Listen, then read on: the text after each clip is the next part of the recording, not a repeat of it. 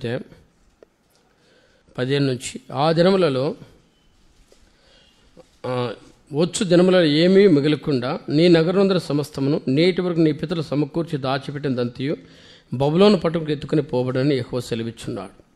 మరియు నీ గర్భమందు పుట్టిన నీ పుత్ర సంతతును బబులోను రాజు నగరనందు నపుంసకులుగా చేటుకు వారు తీసుకుని పోదురు అన్నాడు. తర్వాత అదే రాజులు ఆఖరి 2వ రాజుల గ్రంథం 20 మరి 5వ అధ్యాయంలోనైతేనేమి 26వ అధ్యాయంలో చూడండి 23 నుంచి 23 చూస్తాను. 2వ రాజుల గ్రంథం 25వ అధ్యాయం 23 నుంచి, యూదా వారి సైన్యాధిపతులందరూ వారి జనులందరూ బబులోను రాజు గెదెలను అధిపతిగా నియమించిన సంగతి విని మిఫ్ఫా పట్టణమందున్న గెదెల ఎద్దుకు నెతన్య కుమారుడైన ఇస్మాయిలును, కార్య కుమారుడైన యెహోవాను, నేపోట్ పార్తీయుడైన తామే పెద్ద కుమారుడైన సెరియను, మహాతీయుడైన మెకునికి పుట్టిన యాజకుని కుడిరాగా గెదెల వారితో వారి జనులు ప్రమాణం చేసి, కల్దీలు మనం దాసులమైతమని జడేయవద్దు, దేశమందు కాపురం నుండి బబులోను రాజులకు మీరు సేవ చేసేలా మీకు మేలు కలగని చెప్పాను. అయితే 7వ మాసమందు రాజు వంశుడు ఎలీషా పుట్టిన నెతన్య కుమారుడు ఇస్మాయిలు 10 మంది మనుషులు పిలుచుకుని వచ్చి గెదెల మీద పడగా అతను మరణం ఆయన. ఇక్కడ మాట మనం చూస్తే 24లో, దేశమందు కాపురం బబులోను రాజులకు మీరు సేవ చేయాలి. తర్వాత కూడా అనేక సందర్భాలు చూస్తే ఎలా ఉందంట, 25వ అధ్యాయం 1వ వచనంలో, అతను ఏలుబడి 9వ సంవత్సరం మందు 10వ మాసంలో 10వ దినమందు బబులోను రాజు నెబుకద్నెజరు అతని సైన్యమంతయు యెరూషలేము మీదకి వచ్చి దానికి ఎదురుగా దిగి దాని చుట్టూను ముట్టడి దిబ్బలు కట్టిరి. ఈ ప్రకారం రాజుకైన సిద్కియా ఏలుబడి 11వ సంవత్సరంలో మరొక పట్టణం ముట్టడి వేయుచుండగా 4వ నెల 9వ దినమందు పట్టణము క్షామములో అఘోరమైన అన్నాడు. ఇంకా చాలా ఉన్నాయి. ఎంతటి పరిస్థితులు అంటే, రాజును పట్టుకున్నారు, చెరలో వేశారు, కళ్ళవి ఓడబెక్కారు. ఇంతటి పరిస్థితుల మధ్య ఆఖరి అంటే 7వ వచనంలో రాస్తా 6-7 అంటాడు. 2వ దినవృత్తాంతం 25వ అధ్యాయం 6-7, వారు రాజును పట్టుకుని రిబ్లా పట్టణం బబులోను రాజునకు తీసుకుని పోయినప్పుడు రాజు అతనికి శిక్ష విధించను. సిద్కియా చూచుండగా వారు అతని కుమారులను చంపించి సిద్కియా కర్రలు ఓడిదించి ఇతర సంఖ్యలతో అతను బంధించి బబులోను పట్టణంకు తీసుకుని పోయారన్నాడు. ఇంతటి ఘోరమైన స్థితి అంటే రాజునే పట్టుకున్నారు, కళ్ళ ఉడిబీకారు. 25:7 అంటాడు, వారు అతని కుమారులను చంపించి సిద్కియా కర్రలు ఊడదీయించి అన్నాడు, ఇతడి సంఖ్యలతో బంధించి బబులోనుకు సెరగా తీసుకుపోయారు. వీటన్నిటిలో ఆ ప్రాంతం యొక్క వాతావరణం ఎంతటి పరిస్థితులు ఉందంటే, ఆనాటి చరిత్ర ప్రకారము బబులోను రాజు తానే దండెత్తి నెబుకద్నెజరు తానే దండెత్తి యెరూషలేము మీద దాడి చేసి పట్టణాన్ని పాడు చేశాడు, మట్టి దిబ్బగా చేశాడు. అంతేకాకుండా రాజును పట్టుకున్నట్లు మనం ఇప్పుడు చూశాం. కళ్ళ ఓడిబెక్కారు, అతని కుమారులు చంపించారు, నపుంసకులుగా చేశాడు. ఇంతటి ఘోరమైన స్థితి, క్షామం ఉంది.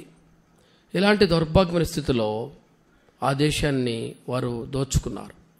యెరూషలేమును దేవాలయాన్ని పడగొట్టేశారు. ఇంతటి ఘోరమైన క్షామం. వీటన్నిటినీ ఒక పక్క దాదాపు 70 సంవత్సరాలు వారు ఎంతో క్షామ దశలోను, తర్వాత బానిస బ్రతుకులో ఉన్నారు. ఈ పరిస్థితులు బట్టి వాళ్ళ దేవునికి మొరపెట్టి ఎందుకు క్షామము లేదా ఎందుకు ఈ పరిస్థితులు అన్నప్పుడు, ఎందుకు క్షామము లేదా ఎందుకు ఈ పరిస్థితులు అన్నప్పుడు కొన్ని మాటలు మనం చూస్తామండి. చూడండి, కొన్ని మాటలు మనం చూస్తాం. లేవి కాండం 26వ అధ్యాయం, దేవుని యొక్క వాక్యం నుండి లేవి కాండం పరిశుద్ధ బైబిల్ గ్రంథం నుండి ఎందుకు వాళ్ళకి అంత క్షామ దశ. లేవి కాండం 26వ అధ్యాయం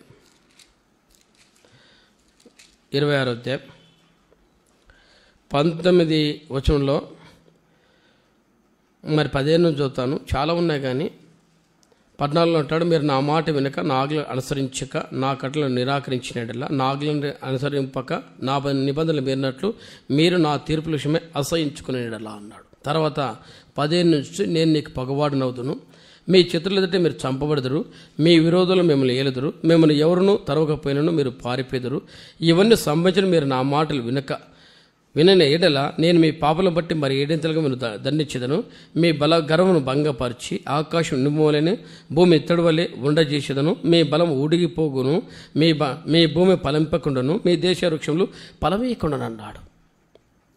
మనం ఇప్పుడు 126 కీర్తన 5లో అంటాడు, కన్నీటితో పిడకడి బిత్తలు చేతబట్టుకు ఏడ్చుచూ పోవాడు. అంటే దేశంలో ఎలాంటి పరిస్థితి అంటే క్షామం.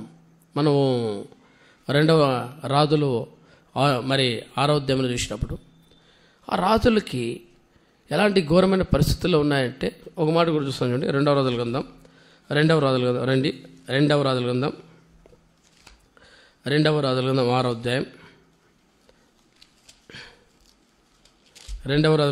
6వ అధ్యాయం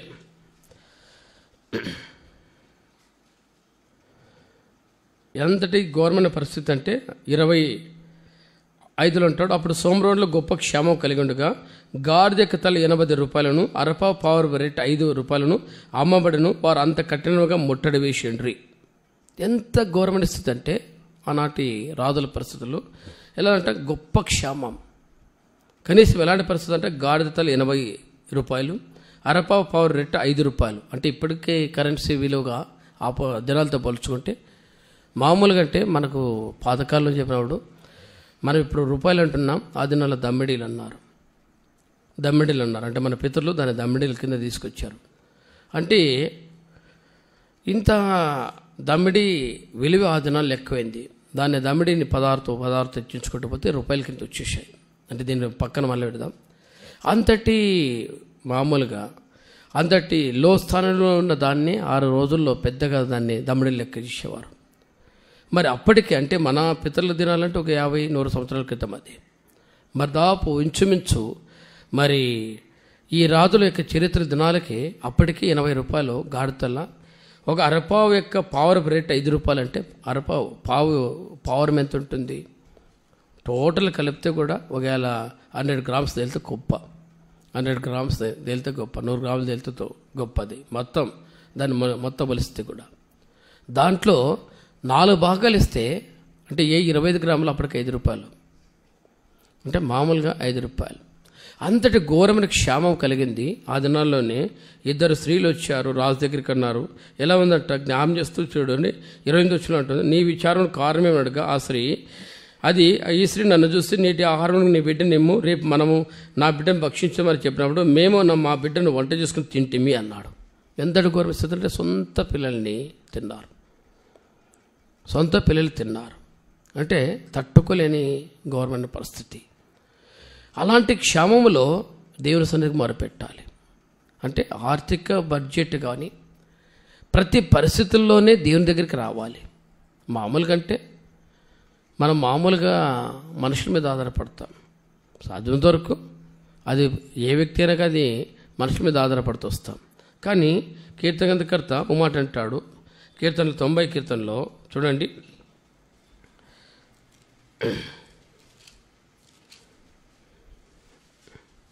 ఇంకా అంతకు మునుపు కూడా అంటే మనం ఎక్కువ భాగము మనుషుల మీద ఆధారపడుకుంటూ వస్తాం. కీర్తనలోనే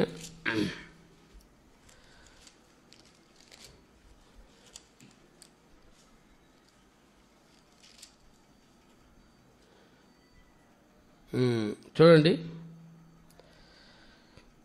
20 కీర్తన 7వ వచనంలో ఒక మాట అంటాడు. కీర్తనలు 20 7వ వచనంలో కూడా మనం ఒక మాట చూస్తే కీర్తనలు 20 7వ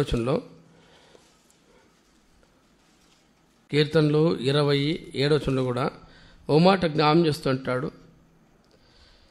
ఎలాంటి మాట అంటే ఇక్కడ అంటాడు 7వ వచనంలో, కొందరు రథంలో బట్టి కొందరు గుర్రంలో బట్టి అసహ్యపడదు, మనమైతే మన దేవుడిని ఎక్కువ నామను బట్టి అసహ్యపడదు. దీనికి నిదర్శనంగా 118 కీర్తన 8వ వచనంలో ఒక మాట అంటాడు చూడండి. కీర్తనల కథకర్త 118 కీర్తనలు 118 8వ వచనంలో తెలిసిన భాగమే, మనుషులు నమ్ముకున్న కంటే యెహోవాను ఆశ్రయించటం మేలు, రాజులు నమ్ముకున్న కంటే యెహోవాను ఆశ్రయించటం మేలు అన్నాడు. మామూలుగా అయితే మనం అందరం మనుషుల మీద ఆధారపడతాం. ఎంతవరకు మనుషుల యొక్క స్థితి అంటే అది కొన్ని రోజులు మాత్రమే ఉంటుంది. తర్వాత వాళ్ళు కూడా సాయం విడిచిపెడుతూ వస్తారు. ఒకవేళ ఉన్నా కూడా కృతజ్ఞత చూపకపోయిన ఎడల మామూలుగా నీకు చాలా చెప్పగల ఉపానాలు. ఒక వ్యక్తిని మేము ఎక్కువగా ప్రేమించాం, ఒక వ్యక్తిని ఎక్కువగా ప్రేమించాం. ఎంతటి పరిస్థితులు అంటే ఆఖరికి అతనికి భోజనం లేదన్నప్పుడు వాళ్ళ ఇంటికి పోయి ఆ రోజుల్లోనే అంటే ఇంచుమించు 94లో అప్పటి ముఖ్యమంత్రి నందమూరి తారక రామారావు అంటే ఎన్టీఆర్ మళ్ళీ కొత్త ప్రభుత్వం ఏర్పాటు చేసి 2 రూపాయల కిలో బియ్యం చేశాడు. ఆ రోజుల్లో ₹2 కిలో బియ్యం కూడా కొనడానికి లేని రోజులు అవి. అంతటి దీనస్థితుల్లో కూడా సహోదరులుగా ఆ ఇంటికి వెళ్ళి వాళ్ళు తెలియకుండా, అంటే అన్నగారు తెలియకుండా ఎన్నోసార్లు సాయం చేస్తూ వచ్చాం. నేను కానీ సహోదరులుగా సాయం చేస్తూ వచ్చాను. పర్వాలేదు, దేవుని దేవుళ్ళ నాకైతే ఉద్యోగాలు ఉన్నా కానీ ఒక వ్యక్తి మా దగ్గర సహోదరుడుగా ఉన్న వ్యక్తి దీనస్థితిలో సహోదరుడు కదా అని ఆయన సాయం చేస్తూ వచ్చాడు. ఆయన చెప్పాడు, సహోదరుడు, నా జీవితంలో బ్రదర్ మీరు నాకు తండ్రి కంటే తండ్రి ఎక్కువ, ఆత్మీయ తండ్రి అని చెప్పి ఎప్పుడైనా కనుక ఫాదర్ అనేవాడు, అంటే తండ్రి అనేవాడు. దేవుడు ఆ వ్యక్తిని హెచ్చించుకుంటూ వచ్చాడు. అంటే అనేకులు ఎంత ఉపవాస ప్రార్థనలు చేసామో మాకు తెలుస్తుంది. అంత ఉపవాస ప్రార్థనలు ప్రతి వ్యక్తి కొరకు, ఏ వ్యక్తి అయినా ఆర్థికంగా వెనకబడి ఉన్నట్టు గమనించి వారి ఇంట్లోకి వెళ్ళి, లేదా రోగాలు ఉన్నారంటే వాళ్ళ ఇంట్లోకి వెళ్ళి పరామర్శించి వాళ్ళని దర్శించేవాళ్ళు. వట్టి చేతులతో వెళ్ళేవారట్టయితే తెలిసినప్పుడు వట్టి చేతులతో వెళ్ళాం. రెండవది, పరిస్థితులు బట్టి మా దగ్గర ఉన్నవన్నీ కలుపుకొని ఆ కుటుంబానికి సాయం చేసేవాళ్ళు. అలాంటి పరిస్థితుల్లో ఈ వ్యక్తి కూడా దేవుడు కనికరించాడు, ఆదుకున్నాడు. ఎప్పుడైతే ఈ వ్యక్తి దేవుడు ఎత్తుకుంటూ వచ్చాడో, అంటే దీనస్థితిలో ఉన్న వ్యక్తిని, ఈ సహాయం చేసే వ్యక్తి దీనస్థితికి వెళ్ళిపోయాడు. అతడు అప్పుల పాలయ్యాడు. ఊర్లు వదిలిపెట్టే పరిస్థితి వచ్చింది. మేమైతే ఎన్నో రకాల సాయం చేస్తూ వచ్చాం. కానీ ఒక రోజు ఆ వ్యక్తి అడిగినప్పుడు ఒక మాట చెప్పాడు, అది ఇప్పుడు కూడా మర్చిపోలేను. కానీ ఏమైనా ఒక పేపర్ అగ్రిమెంట్ ఉంటే నాకు ఆ పేపర్ చూపి నీకు సాయం చేస్తాను అన్నాడు. అంటే మనుషులు ఎలాంటి వారు అనడానికి నిదర్శనం చెప్తా. ఒక పేపర్లో నేనేం నీకు తప్పకుండా సాయం చేస్తాను, నీకు నేను లోబడి ఉంటాను అని ఏమైనా ఒక పేపర్ కానీ అగ్రిమెంట్ కానీ ఉంటే తీసుకురావయ్యా అన్నాడు. అది జరిగి కొన్నేళ్ళైంది కానీ మర్చిపోలేం. అందుకే కీర్తనకర్త 118:8 అంటాడు, మనుషులు నమ్ముకున్నట్టు కంటే ఎక్కువను ఆశ్రయించాలి, రాజులు నమ్ముకున్నట్టు కంటే ఎక్కువను ఆశ్రయించాలి. వాళ్ళు దేవుణ్ణి ఆశ్రయించారు, దేవుని దగ్గరికి వెళ్ళారు. నీవే మా దిక్కు అని ప్రార్థన చేశారు. నిన్నే మేము నమ్ముకున్నామన్నారు, నీ మీద ఆధారపడుతూ వచ్చామన్నారు. అంటే ఈ పరిస్థితుల్లో, ప్రతి పరిస్థితుల్లో దేవుని దగ్గరికి ఎవరైతే దేవుని దగ్గరికి వస్తాడో వాళ్ళ పరిస్థితులు బాగుపడుతూ వస్తాయి, వాళ్ళ జీవితాలు బాగుపడుకుంటూ వస్తాయి. దేవుని దగ్గరికి రావాలి. అందుకంటాడు యాకోబు 4:7 మాట అంటాడు చూడండి. యాకోబు పత్రిక 4వ అధ్యాయం, అపోస్తుడైన యాకోబు రాస్తూ 4వ అధ్యాయంలో, అపోస్తుడైన యాకోబు రాస్తూ 4వ అధ్యాయం రండి. యాకోబు రాసిన పత్రిక 4వ అధ్యాయం 7 అంటాడు, కాబట్టి దేవునికి లోబడి నుండి అపవాదుని ఎదిరించుడి, అప్పుడు వాడు మీ ఎదురు నుండి పారిపోను. దేవుని దగ్గర రండి, అప్పుడు ఆయన మీ ఎదురుకు వచ్చును అన్నాడు. మనం దేవుని దగ్గర రావాలి, మన దేవుని దగ్గర మొరపెట్టాలి. మన ప్రతి సమస్య, ప్రతి అవసరతలు దేవుని దగ్గర మొరపెట్టాలి. వాళ్ళు అట్లా మొరపెట్టుకోవడానికి కారణం ఏంటంటే వాళ్ళ గర్వం వచ్చింది, వాళ్ళ స్థితులు. అందుకే కీర్తనలో చూడండి, 107 కీర్తనలో 106 కీర్తనలోనే చాలా ఉన్నాయి చూడండి. కీర్తన గ్రంథకర్త 106 కీర్తనలో, కీర్తనలు 107 కీర్తన చూడండి. కీర్తనలు 107 కీర్తన 5-6 ఆకలి దప్పుల చేత వారి ప్రాణం వారిలో సమస్యలను, వారి కష్టకాలం యెహోవాకు మొరపెట్టి ఆయన వారి ఆపద నుండి వారు విడిపించును అన్నాడు. తర్వాత అనేక సందర్భాల్లో ఎలా ఉంట, మరి 7లో అంటాడు, వారికి నివాసపరము చేయనట్లు చక్కని త్రోవను ఆయన వారు నడిపించాను, ఆయన కృపను బట్టి ఆయన ఆశ్చర్యకరం బట్టి వారు ఎక్కువ కృతజ్ఞతలు చెల్లించుదురు కాక అన్నాడు. తర్వాత 10 అంటాడు, మరి దేవుని ఆజ్ఞకు లోబడక మహోన్నత తీర్మానం తృణీకరించినందున అన్నాడు. ఎంతటంటే వాళ్ళ కృతజ్ఞత జీవితం లేక ఏం చేశారట, మహోన్నత తీర్మానం తృణీకరించినందున. అంటే దేవుని యొక్క ఆజ్ఞలు మీరిపోయి 11 అంటాడు, వాళ్ళు ఎప్పుడైతే తృణీకరించారో బాధ, కట్లు, బంధింపబడుట. అందుకంటాడు, బాధ చేతను ఇనప కట్ల చేతను బంధింపబడిన వారై చీకట్లోను మరణాంధకారంలో నివాసం చేవారి హృదయమును అన్నాడు. బాధ, కష్టాలు ఎంత బాధ ఉంటుంది. కట్ల చేత, అంటే ఇనప కట్ల వంటి పరిస్థితి ఉంటే బంధింపడ్డారు. కారణం ఏంటి? 2వ రాజులో ఆఖరి 25 మొదటి వచనం నుండి 6 వచనం వరకు చూసిన ప్రకారం, 6-7 ప్రకారం సిద్కియాను పట్టారు, కళ్ళ ఉడిపిక్కారు, వారి కుమారులు అతని ఎదుటి చంపించారు. వాళ్ళు కుమారులు బండకేసి కొట్టారు, వాళ్ళు పట్టి చెరసాల్లో పడేశారు. ఇది ఎంతటి గవర్నమెంట్ స్థితి అంటే ఏంటంటే వాళ్ళు గర్వించారు, తీర్మానం తృణీకరించారు, మదించి వాళ్ళ జీవితాల్లో దేవుని మాట వినకపోవటం బట్టి దేవుడు వారికి తీర్పు తీర్చాడు. ఆ స్థితిలో అది ఆనాటి పరిస్థితులు. తర్వాత రాంగరాంగా ఆ దినాల్లో వాళ్ళు ఆ శిక్షాదండన ఎలాంటిదంటే ఇరిమియా దినాల్లో తర్వాత ప్రవక్తలు కొట్టారంట. తర్వాత దేవుని దాసులు తీసి శిరసాల్లో వేశారు. దేవుని యొక్క మాట వాళ్ళు వినట్లేదు. మనము మరి లాస్ట్ బైబిల్ పట్టణంలో కూడా ఉన్నాం. ఇర్మియా ఒక మాట అంటాడు. ఇర్మియా 2వ అధ్యాయంలో చూడండి, మరి జ్ఞాపం చేస్తూ ఇర్మియా గ్రంథంలో 2వ అధ్యాయంలో ఇర్మియా గ్రంథం 2వ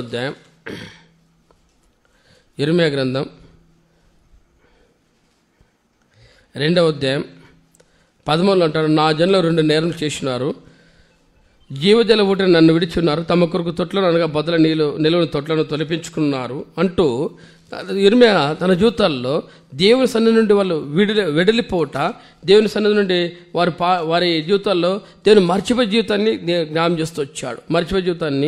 జ్ఞాపం చేస్తూ వచ్చాడు. తర్వాత వారి అనవ జీవితంలో చూడండి, మరి 17వ అధ్యాయం 13వ వచనంలో కూడా ఒక మాట్లాడతాడు. ఇర్మియా 17:13 అంటాడు, ఇశ్రాయేలునకు ఆశ్రయం యెహోవా నిన్ను విసర్జించిన వారందరూ సిగ్గునందుతారు.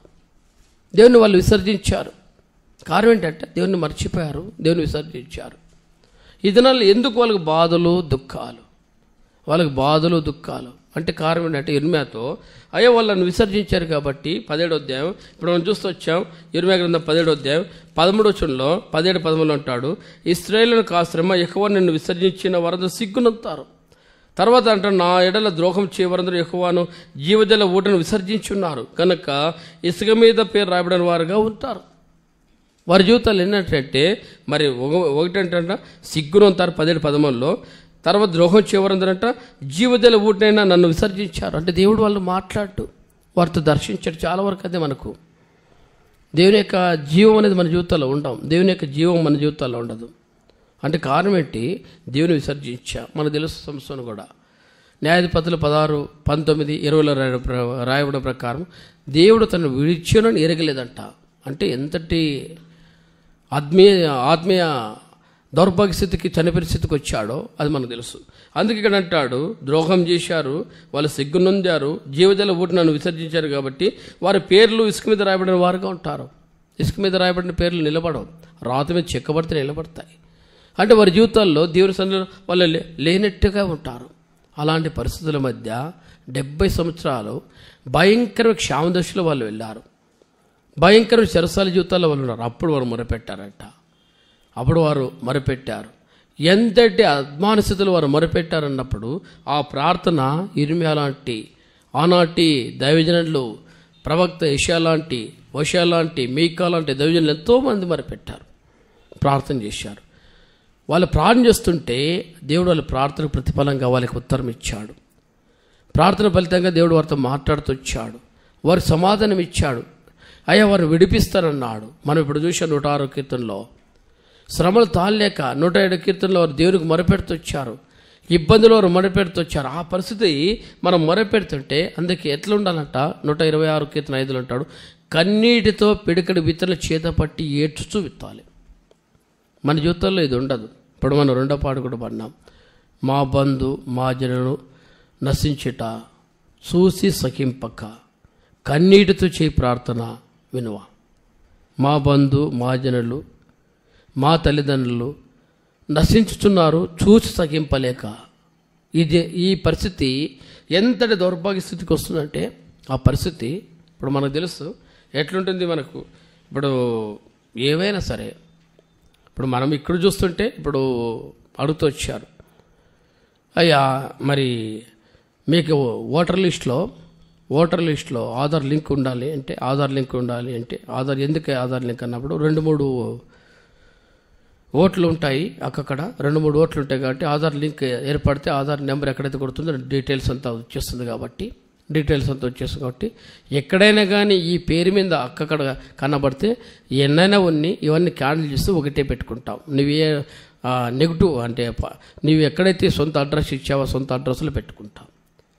ఇది ఇంత లింక్ ఆఫ్ మన దేశంలోనే జరుగుతుంటే, ఇంతటి టెక్నాలజీ పెరుగుతుంటే దేవుని రాజ్యంలో మన కుటుంబాలు ఉంటున్నాయా? దేవుని రాజ్యంలో మన పిల్లలు ఉంటున్నారా? ఈ పరిస్థితి చూసినప్పుడు తట్టుకోలేకపోయారు ఆనాటి ప్రజలు, ఆనాటి దైవజనులు. వాళ్ళు మొరపెట్టారు, వాళ్ళు మొరపెడుతూ వచ్చారు, వాళ్ళు ప్రార్థన చేస్తూ వచ్చారు. ఆ ప్రార్థన ఆ దినాల్లో దేవుని సన్నిధికి వచ్చేసింది. దేవుని సన్నిధికి ప్రార్థన అది జ్ఞాపకం చేసుకుంటూ వచ్చింది. అందుకే ఎలాంటివి చేశారంటే చూడండి, దానియేలు గ్రంథం 9వ అధ్యాయం, దానియేలు గ్రంథం 9వ అధ్యాయం, దానియేలు గ్రంథం 9వ అధ్యాయం, దానియేలు గ్రంథం 9వ అధ్యాయం,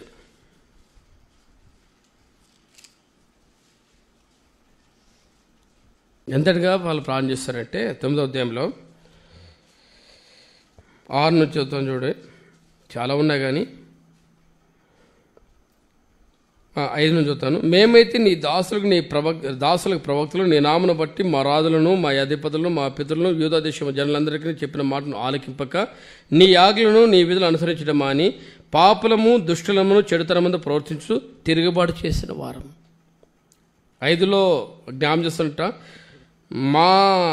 ఏదంటే మేమైతే నీ దాసులకు ప్రవక్తలను నీ నామను బట్టి మా రాజులకును, మా అధిపతులకు, మా పితరులకు, యూదా దేశం అంతా జనులందరికీ చెప్పిన మాటను ఆలకించలే. ఎంతమంది చెప్పారంటే దేవుని యొక్క దాసులుగా రాజులకు చెప్పారంట, అధిపతులు చెప్పారంట, వాళ్ళ పితరులు అంటే చనిపోయిన వాళ్ళకి చెప్పారంట. తర్వాత యూదా దేశ జనులందరికీ చెప్పారంట. రాజులు చెప్పారు, అధిపతులు చెప్పారు, అంటే చనిపోయిన అంతకుమునుపు చెప్పుకుంటూ వచ్చారు. తర్వాత అంతటితో కాదు కానీ ఇప్పటి వరకు కూడా యూదా దేశ జనులందరికీ చెప్పిన మాటలు మేము వినలే.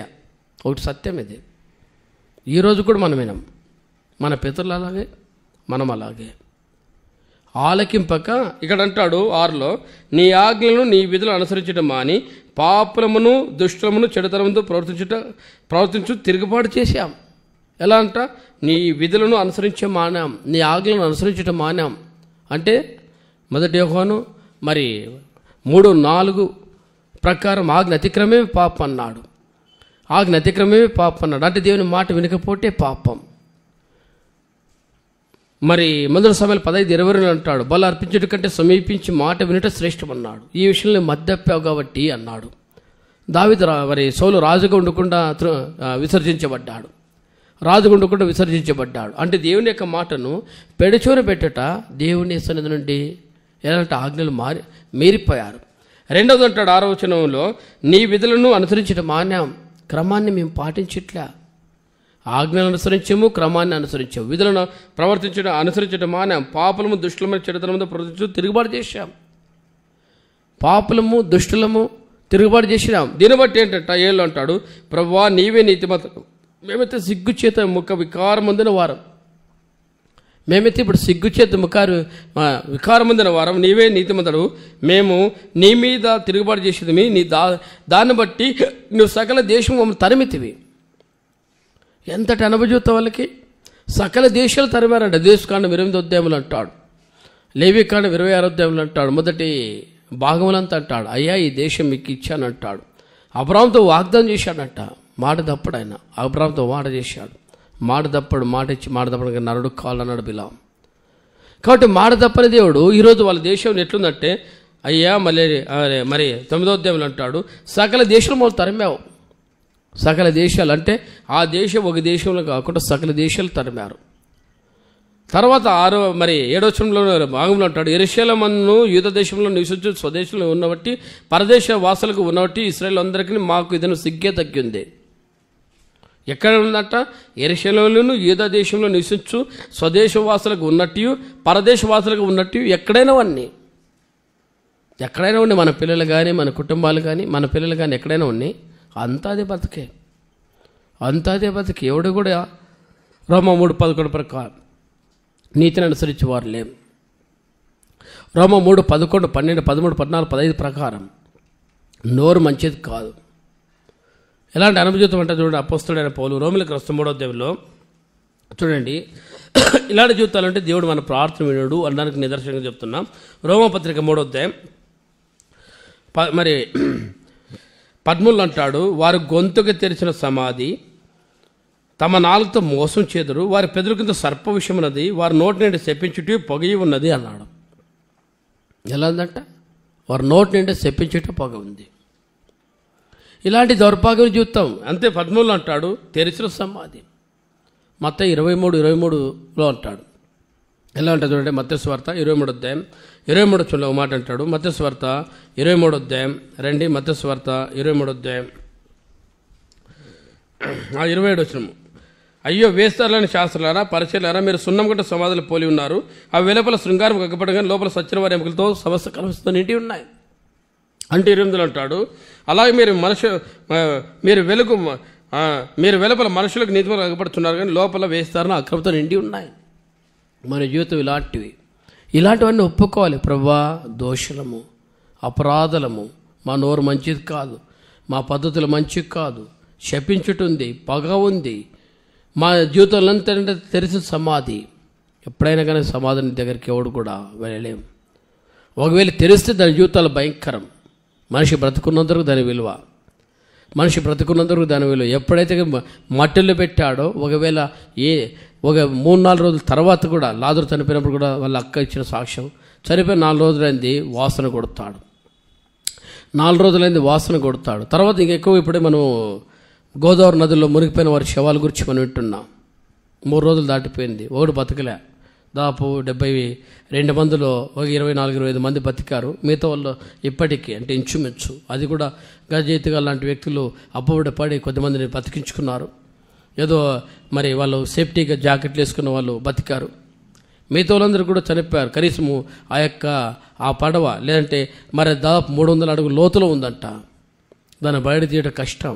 ఒకవేళ తీసుకున్నప్పుడు శవాలు ఎట్లంటే కంపు కొట్టాయి, పోస్ట్ మార్టం కూడా పనికిరావు. ఏంటి చేయాలంటే చేయాలా, దాని మీద ఎంతో టెక్నాలజీ ఉపయోగించి పోస్ట్ మార్టం చేసి దాన్ని తీయాలి. అలాంటి పరిస్థితులు, మరి సమాధుల పరిస్థితులు యాత్రా జీవితంలో కూడా అంతే. మన జీవితాలు ఇలాంటి జీవితాల్లో దేవుని దగ్గరికి వచ్చి మా ప్రార్థన వెంటే దేవుడు వింటూ మన నోరు బాగు చేసుకోవాలి, మన జీవితాలు బాగు చేసుకోవాలి. అలాంటి పరిస్థితుల్లో అందరి బట్టే దానియేలు 9వ అధ్యాయంలో అంటాడు, ఎక్కడైనా సరే అది ఆడంట యెరూషలేములోను, మరి 7వ వచనం అంటాడు, యూద దేశంలోను నివసించు స్వదేశులుగా ఉన్నవారి అయితేనేమి పరదేశులుగా ఉన్నటివి ఇశ్రాయేలులందరికీ ఇతను సిగ్గే. ఆత్మీయ జీవితాలు ఏముండవు, సిగ్గే తగ్గింది అంటాడు. 8లో అంటాడు, దానియేలు గ్రంథం 9వ అధ్యాయం 8వ వచనం అంటాడు, ప్రభువా, నీకు విరోధంగా పాపం చేసిన మాకును, మా రాజులకు, మా అధిపతులకు, మా పితలకు ముగ్గురు చిన్నపోయినట్టు సిగ్గే తగ్గింది అన్నాడు. సిగ్గే తగ్గింది, అవమానం తప్ప ఆత్మీయ జీవితాలు లేవు.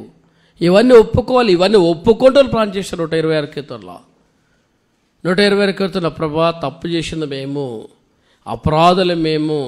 ఇంకో మాట చూస్తాం చూడండి, నెహెమ్యా గ్రంథం 1వ అధ్యాయం, నెహెమ్యా గ్రంథం 1వ అధ్యాయం. నెహెమ్యా ఎంతగా ప్రార్థన చేస్తూ వచ్చాడు అని దానికి నిదర్శనం చూస్తున్నాం. నెహెమ్యా గ్రంథం 1వ అధ్యాయం 5, 6, 7 వచనాలు చదువుతాను చూడండి. ఎట్లనగా ఆకాశమందుల దేవా, యెహోవా భయంకరుడు గొప్ప దేవా, నిన్ను ప్రేమించి నాగులను అనుసరించి నడుచుకున్న వారు కటాక్షించి వారితో నిబంధనలు స్థిరపరచువాడా, నీ చెవికి నీ నేతలు తెరిచి నీ సన్నిధి నివారణ చేయి నీ దాసులు ఇశ్రాయేలు పక్షంగా నేను చేయి ప్రార్థన అంగీకరించము. నీకు విరోధంగా పాలించి ఇశ్రాయేలు కుమారుల దోషి నేను ఒప్పుకొనుచున్నాను. నేనును నా తండ్రి ఇంటి వారు పాపం చేస్తున్నాం. నేను బహు హస్తంగా ప్రవర్తించింది. నీ సేవకులను మోసం చేస్తా, నేను ఇచ్చిన ఆజ్ఞలను, కట్టలను, విధులను మేము గైకొనకపోతుంది.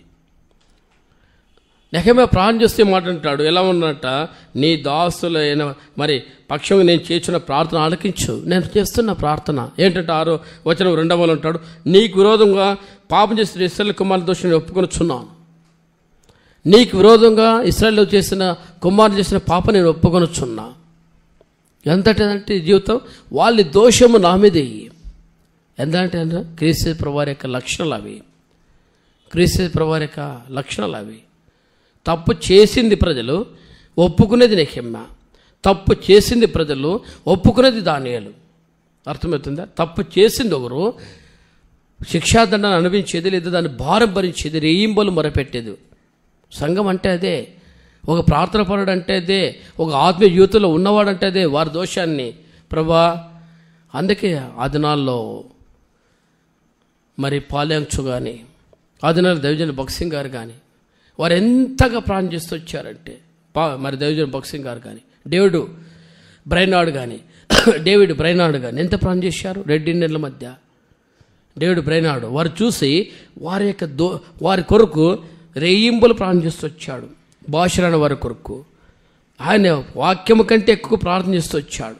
దేవుని స్థలంలో గోజాడుతూ వచ్చాడు. ప్రభా, ఈ స్థలంలో నువ్వు నన్ను పంపావు, ఈ ప్రజలు చూస్తున్నాం మూర్ఖులు, వాక్యం అర్థం చేసుకునే స్థితి, ఇలాంటి ప్రజల మధ్య నన్ను పెట్టా, వారిని దర్శించని ప్రార్థన చేస్తుంటే, వారితో మాట్లాడి ప్రార్థన చేస్తున్న ఆ ప్రార్థన చెమట అలా కారిపోయేదంట వాళ్ళకి. యేసుప్రభు కూడా ప్రార్థన చేస్తూ వచ్చాడు. యేసుప్రభు కూడా ప్రార్థన చేస్తూ వచ్చాడు. ఆయన ప్రార్థన చేస్తుంటే చెమట రక్త బిందువు వల్ల ఆయన రాయబడింది. అంత ప్రార్థన చేశాడు ఆయన. దానియేలు ప్రార్థన చేశాడు. వారి ప్రార్థన ఆలకించి దేవుడు వాళ్ళకి వాగ్దానం ఇచ్చాడు. దేవుడు వాళ్ళకి వాగ్దానం ఇచ్చాడు. యిర్మీయా ప్రార్థన చేస్తే వారికి వాగ్దానం ఇచ్చాడు. అబ్రహాం గారు ప్రార్థన చేస్తే వాగ్దానం ఇచ్చాడు. నెహెమ్యా ప్రార్థన చేస్తుంటే నెహెమ్యాకు మరి వాగ్దానం ఇచ్చాడు. నెహెమ్యా ప్రార్థన చేస్తుంటే ఆ దినాల్లో దేవుడు వారితో మాట్లాడాడు, రాజులతో మాట్లాడు. మన ప్రార్థన చేస్తే ఎవరితో మాట్లాడతాడు అంటే మన జీవితాల్లో ఆ అనుభవ జీవితం ఎలా అంట? నెహెమ్యా గ్రంథం 1:6 అంటాడు చూడండి, నీ చెవి ఎగ్గి నీ నేత్రులు తెరిచి నీ సన్ని దివార్థం చేయి, మరి నీ దాసులు ఇశ్రాయేలు పక్షంగా నేను చేయ ప్రార్థన అంగీకరించు. నీకు విరోధంగా పాపం చేసిన ఇశ్రాయేలు కుమార్ దోషి నేను ఒప్పుకొనుచున్నా. వారు చేసిన పాపం నేను ఒప్పుకొనుచున్నాను. నేను నా తన్నింటి వారు పాపం చేశాం. సత్యం అది. ఈ పరిస్థితుల్లో ఒప్పుకుంటే నేను బహు హస్తంగా ప్రవర్తించింది అన్నాడు. అది దానియేలు అదే మాట.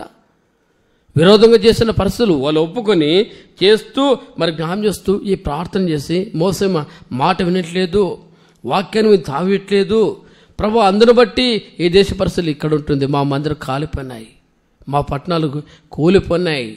అందుకే 2వ అధ్యాయం నెహెమ్యా గ్రంథం 2వ అధ్యాయంలో జ్ఞానం చేస్తూ ఏమిటంట మరి జ్ఞానం చేస్తూ అంటాడు, 3వ వచనంలో అంటాడు, నేను మిగిలి భయపడే రాజు చిరంజీవుని కాక నా పితృ సమాధులను పట్టణం పాడపై దాని గుమ్ములు అగ్నిచే కలుపుతుండగా నాకు దుఃఖం లేకపోనా.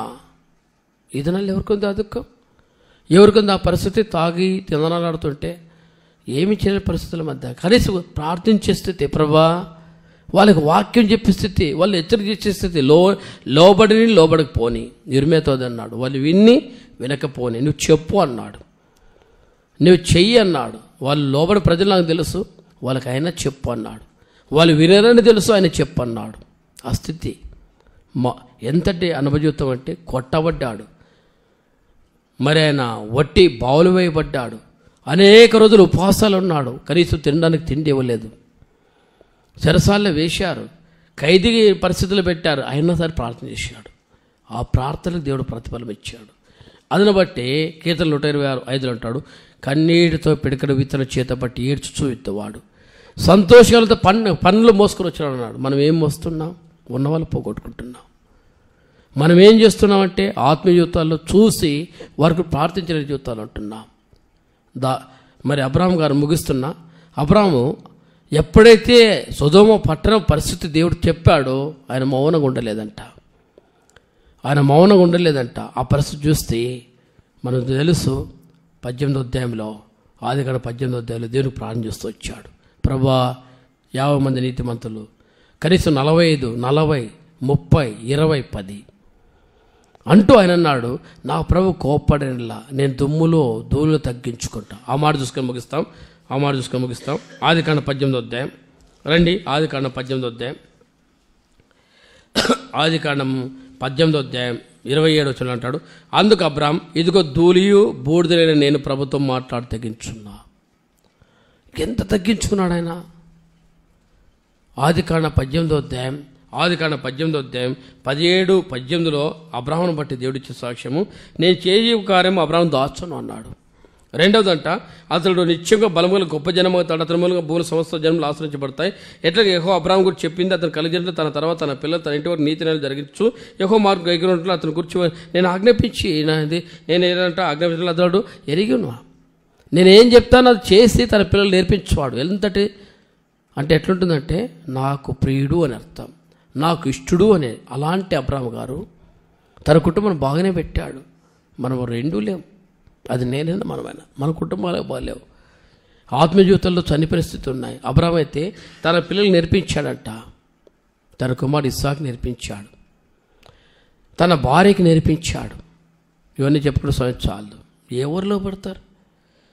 ఆదికాండం 18వ అధ్యాయంలో ఆ భార్య దగ్గరికి వచ్చి, ఇదిగో నువ్వు పిండి తీసుకో, మానికలు మరి నువ్వు రెట్టి చెయ్యి, నువ్వు అప్పము చెయ్యి, చపాచి అంటే ఆమె 12. ఎంతంటే అనుజీవితం అంటే చూస్తే అక్కడ రాయబడింది. మరి 6వ వచనం 18:6లో నువ్వు త్వరపడి 3 మానికలు మెత్తన పిండి తెచ్చి పిసికి రొట్టెలు చెయ్యి అన్నాను. ఒక మానిక అంటే 12 కేజీలు అంట, 12 × 3 ఇంచుమించు అంతటి పిండిని పెట్టి నువ్వు చేయంటే చేసింది. అలా లోపడిపోయారు, మన మాట వినరు. అందుని బట్టి సంఘాల పరిస్థితులు ఏమైనా ఒకవేళ ఎవరు సేవకులు అలాంటి వాళ్ళు వస్తే, ఒకవేళ అది క్షమించండి తప్పు ఉంటే, ఎవరికి పరిస్థితులు అంటే మేము చేస్తామనే పరిస్థితులు లేక కొన్ని సందర్భాల్లో రాత్రి వాళ్ళకి ఫోన్ చేస్తే ఏం చెప్పలేము కాబట్టి హోటల్ తెప్పిస్తామన్నాం. అంటే యథార్థం చెప్పాలంటే అది నా ఇంటికి వెళ్ళి చెప్దామన్నా కూడా ఇప్పుడే చెప్తే ఏం ఆమెకి లేదా? ఎవరు లోపర్రు నేను చేస్తాను, మాకేమైనా పనులు ఉన్నాయా అనే పరిస్థితి ఎవరైనా ముందుకు వస్తారా? అది వాళ్ళ ఇష్టం. అది మనం దానికి అధికారంగా చెప్పడానికి అది మాకు అధికారం లేదు. ప్రభుకు సమర్పించుకున్న వాళ్ళు మేమున్నామని చెప్పి వాళ్ళు ఎవరు ఉండారా? మరి ఏం చేస్తావు? వద్దులేనైనా బయట పోయి తెప్పిది తప్పేని కాదు. ఒక రకంగా చెప్పాలంటే అది కూడా అంటే, కానీ మందిరంలో భోజనం పెడితే మందిరంలో